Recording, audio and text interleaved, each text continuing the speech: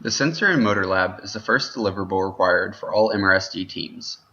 During this lab, students demonstrate the use of a GUI and sensor input to a microcontroller to move motors or otherwise change motor states. This image shows a typical layout for the lab. There are 3 actuators, a DC motor coupled with an encoder, a stepper motor, and a servo motor.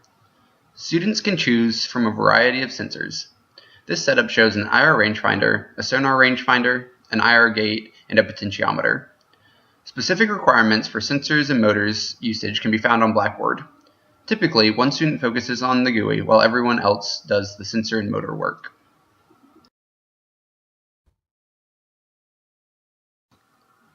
First, students must demonstrate absolute position control of the servo motor, shown in the bottom right. Lab servos are typically controlled with PWM commands.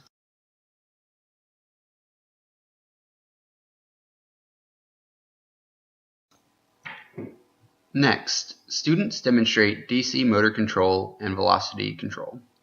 Both position and velocity are measured using an encoder. PID control is required to set the input velocity such that the motor achieves a desired output speed or position.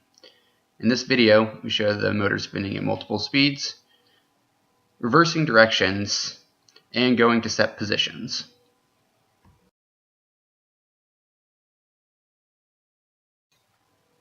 During the lab, students will be required to demonstrate that the motor can turn to one position and then turn back to its original location.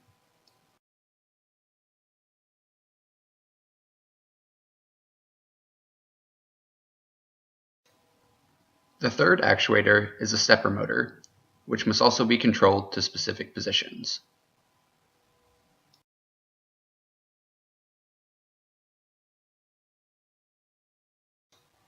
After demonstrating basic motor control, students must show integration between sensors and motors. The first sensor I will demonstrate is a potentiometer. In this example, first the servo motor and then the stepper motor rotate proportional to the turning of the potentiometer.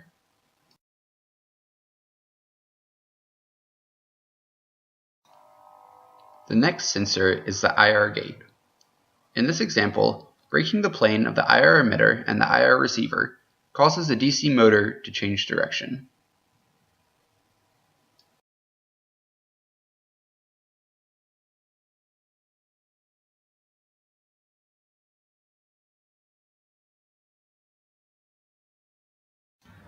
The final sensor I will demonstrate is the IR rangefinder.